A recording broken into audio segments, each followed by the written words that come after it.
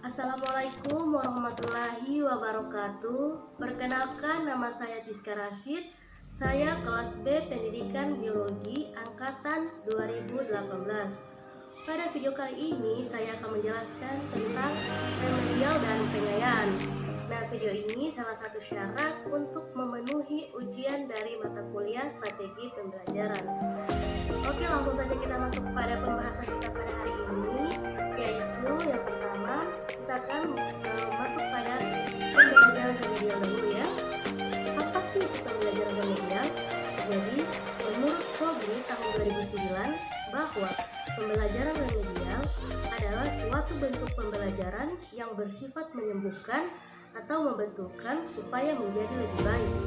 Proses pembelajaran ini bersifat lebih khusus karena disesuaikan dengan jenis dan sifat kesulitan siswa belajar yang dihadapi oleh siswa itu sendiri.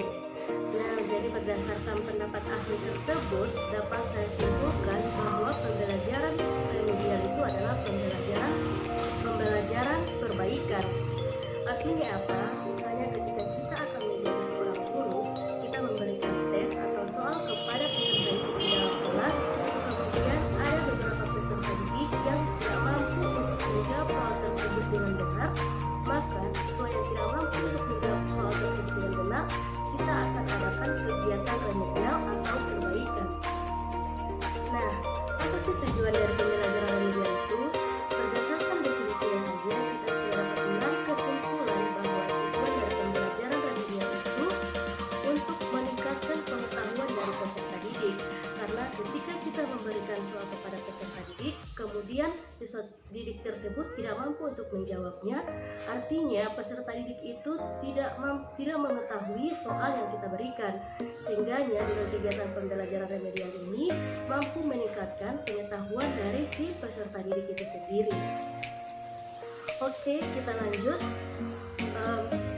Apa perbedaan dari kegiatan remedial dengan pembelajaran biasa? Nah, ada beberapa perbedaannya. Yang pertama, perbedaannya kalau kegiatan belajar mengajar di kelas itu diikuti oleh seluruh siswa yang ada di kelas itu sendiri. Nah, sementara pembelajaran remedial ini hanya akan diikuti oleh peserta didik yang tidak lulus atau yang tidak mampu untuk menjawab soal itu dengan benar. Kemudian apa sih yang perlu diperhatikan lagi yang membedakan antara pembelajaran remedial dan pembelajaran biasa? Kalau pembelajaran biasa itu tujuan pembelajarannya sesuai dengan kurikulum yang ditetapkan oleh sekolah itu sendiri.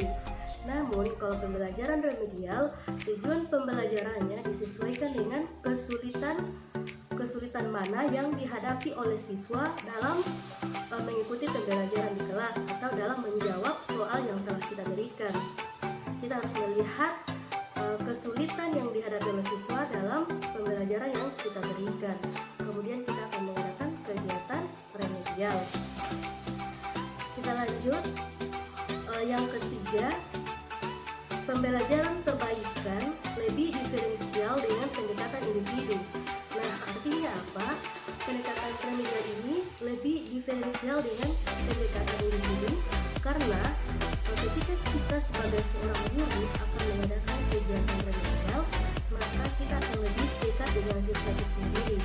Karena selain kita bertemu dengan para siswa tersebut di jam-jam sekolah, kita juga bisa bertemu dengan peserta didik yang tidak lulus ini di luar jam sekolah, sehingga pendekatan emosional secara individual itu terjadi. Kemudian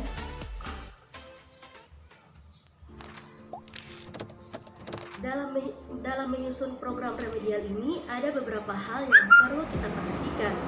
Nah, jadi remedial ini juga sebelum mengadakan kegiatan remedial kita harus mempunyai planning atau perencanaan. Nah, apa saja yang harus kita rencanakan sebelum melakukan kegiatan pembelajaran remedial? Yang pertama, tujuan pengajaran remedial. Kita harus menentukan tujuan dari pengajaran remedial.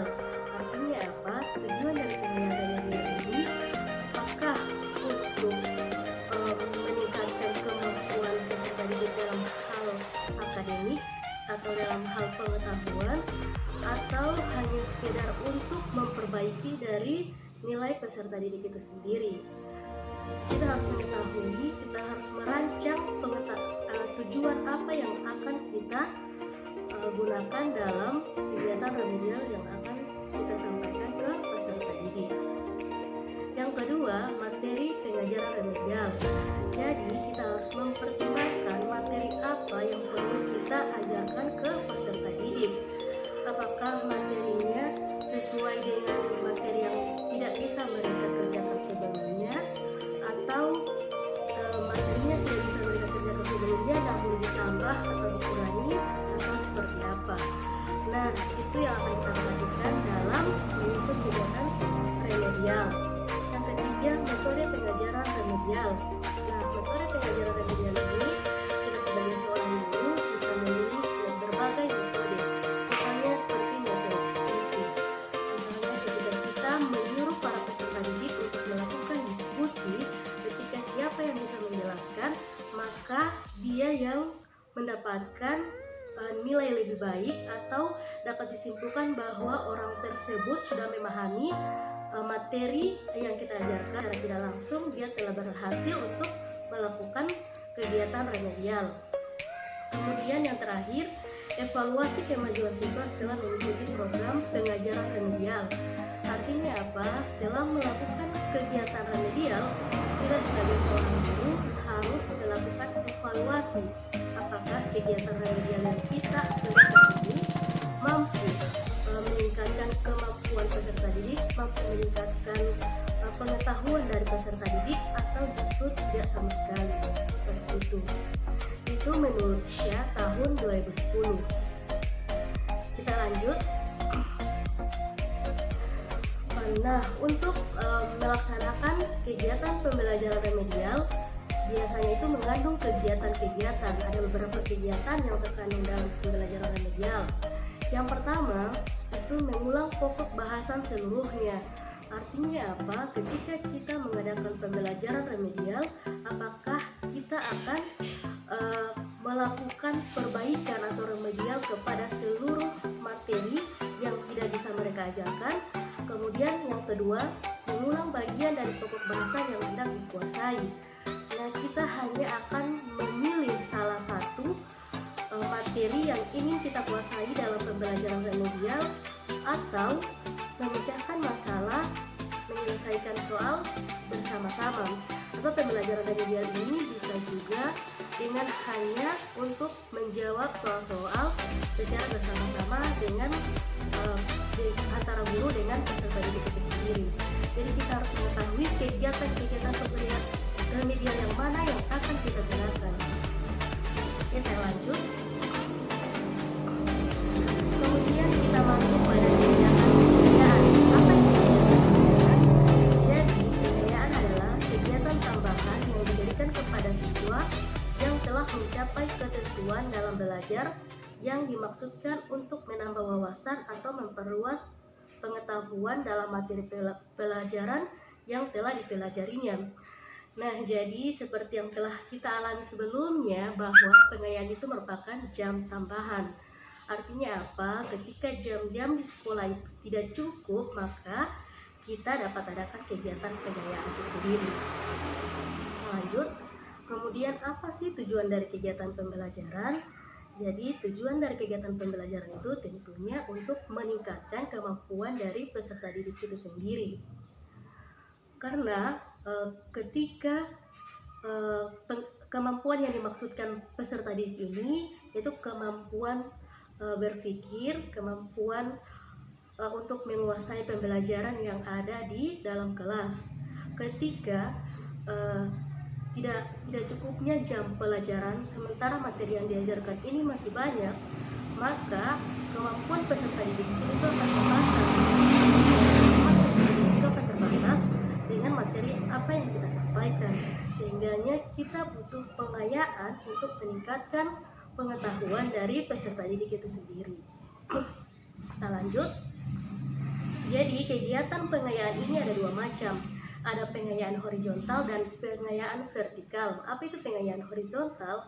Jadi pengayaan horizontal itu upaya memberikan tugas sampingan yang akan memperkaya pengetahuan siswa mengenai materi yang sama. Jadi pengayaan horizontal ini hanya memberikan tugas sampingan kepada peserta didik. Jadi tugas sampingan ini bisa dikerjakan di mana saja untuk meningkatkan pengetahuan dari peserta didik itu karena tidak cukupnya jam pembelajaran ketika berada di dalam kelas.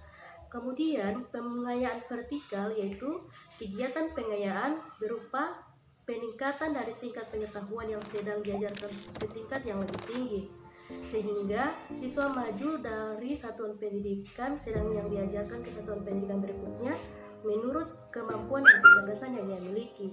Nah, jadi yang pengayaan vertikal ini artinya apa?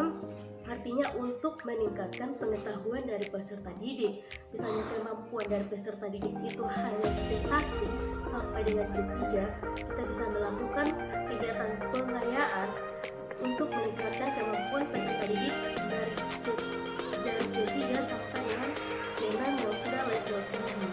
Artinya sampai dengan siswa mampu untuk menganalisis, bukan hanya mampu untuk menjawab pertanyaan-pertanyaan yang biasa. Kemudian prosedur pelaksanaan pengayaan kegiatan program pengayaan ini diawali dari kegiatan pembelajaran atau dengan penyajian pembelajaran terlebih dahulu dengan mengacu kepada kriteria pembelajaran yang tuntas. Artinya apa? Guru itu harus mengadakan kegiatan pembelajaran di kelas, kemudian kita akan melihat dari pembelajaran ini apakah banyak siswa yang telah mengetahui atau tidak. Ketika banyak sekali siswa yang telah paham dengan materi yang telah kita sampaikan, maka kita akan next atau lanjut ke tahap pengayaan atau meningkatkan pengetahuan dari peserta didik. Ketika siswa tidak mampu untuk mengikuti kegiatan pembelajaran yang kita berikan, maka kita akan turun ke tahap remedial.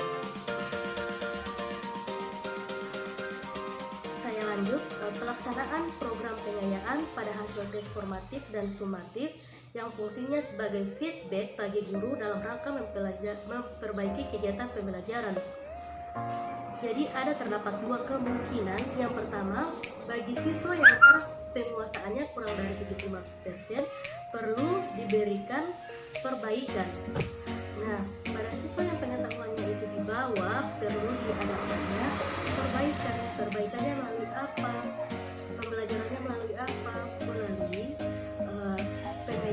pengayaan itu sendiri. Kemudian bagi siswa yang taraf penguasaannya lebih dari 70% itu perlu diberikan pengayaan. Berarti siswa yang IQ-nya rendah yang tidak mampu untuk menjawab perlu diadakannya remedial seperti saya sudah jelaskan tadi. Kemudian siswa yang IQ-nya tinggi kita akan masuk ke tahap selanjutnya yaitu pengayaan.